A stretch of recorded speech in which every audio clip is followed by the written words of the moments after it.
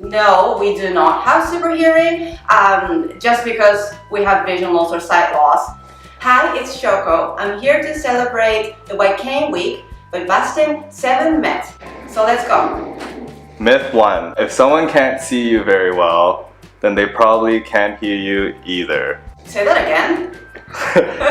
Oh, okay. So yeah, that's one of the myths, is that a person who has sight loss can't hear very well. So what they sometimes do, what people do, is to raise their voice, like, hello, can you hear us? Yes, we can hear you, we just can't really see you very well. does that happen often? Sometimes it happens, yeah. And then what's your reaction usually? My reaction to it is that it's okay, I can hear you. Or you can lower your voice, it's okay. Alright.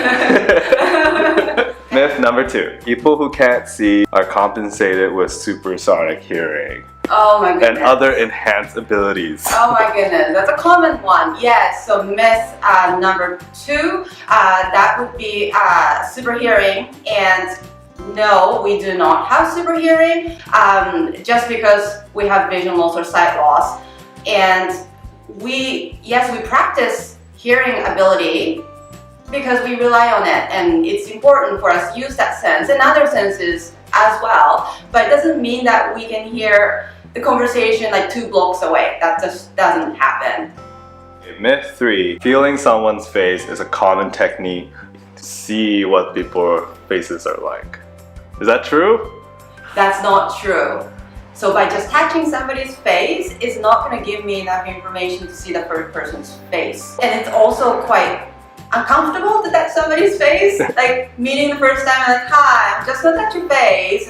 And then it's not going to give me the image of that person's face. So it doesn't work. No. Has that ever happened? No, actually this has never happened, but I know some people have told me that has happened before to them. Yeah. Like what? They just tell them like, hey, touch my face. Yeah, That's what it or looks like. just grab the person's hand and then just bring that hand to the person's face, and then I'm here. This is what it looks like, and I'm like, oh wow, that's very uncomfortable. Myth 4. There are limited job options for people who are blind. Right, that's another one too. I think that many people think there are only certain jobs that people with vision loss can do, or actually even worse, people with sight loss can't do anything, no job whatsoever, which is also totally untrue. So there's so much technology happening right now and allowing people with sight loss to do whatever job that they like. Of course, having said that, like, you can't be a bus driver or a pilot,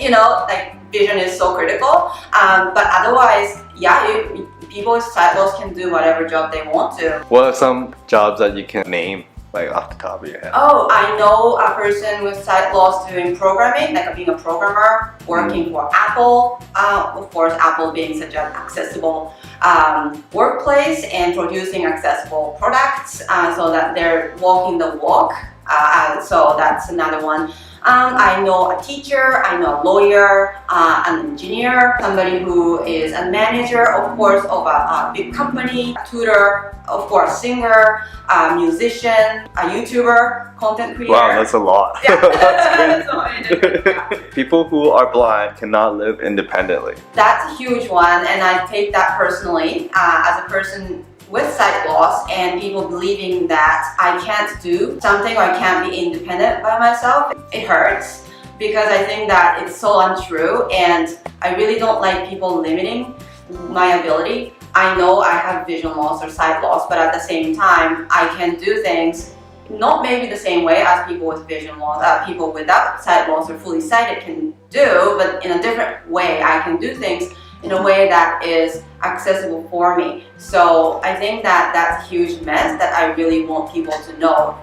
Independence can be achieved regardless of a disability like sight loss. To get people to have like a glimpse of it, like what does living independently look like? Like what can you do? First of all, like using a white cane would be really useful. Some people use a guide dog to navigate. And this is very important because I think that this lets people know we have vision loss, and then also of course by getting the orientation mobility training, we're able to travel independently to different places, and take the transit just like anybody else and just go about our day.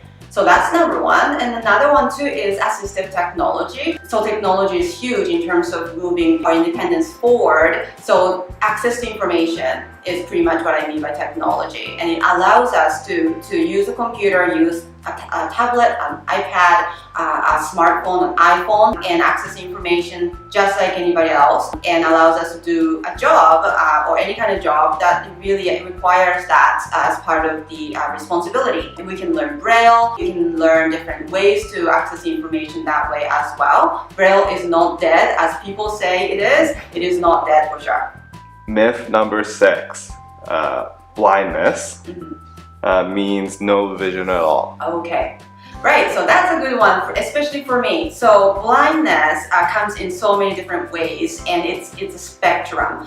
So myself included, I have 5% useful sight that I use, and people tend to think that I'm totally blind because I have my white cane when I'm traveling, and they treat me like I am totally blind, or they are surprised when I pull out my smartphone and start reading. 90% of the people who are coming to CNIB have some useful sight. Only 10% of the people are completely blind. So that's one of the misconceptions that many people have, that people who are visually impaired, blind, they're totally blind. That's not true at all. It's actually quite the opposite. For the last one, like all people who are blind have guide dogs. Right, right. I don't have a guide dog. I use my white cane instead. So guide dogs are very useful, and they're very, they're popular as well. Lots of people with sight loss do use guide dogs, but they don't have to. It's a choice. Some people prefer not to use a guide dog. Traveling reasons too, when you are internationally traveling, sometimes it's difficult to cross the borders with a guide dog. Sometimes it is useful to use a white cane instead of a guide dog. So there are different perks and different pros and cons in terms of using a guide dog versus a white cane. Hey, it's Shoko. Thanks for watching the video. This concludes our 7 myths about blindness. If you like the video, please like and subscribe to our channel. For our future videos, if you have any suggestions, please write comments below. Bye for now!